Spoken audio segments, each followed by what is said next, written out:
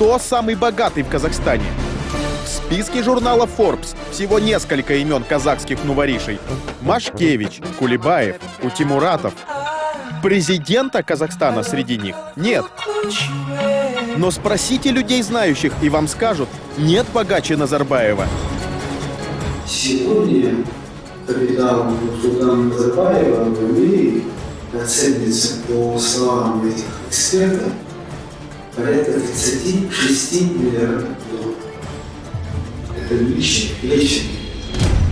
Как Назарбаев сделал себе свое состояние? В интервью Виктора Храпунова телеканалу К+.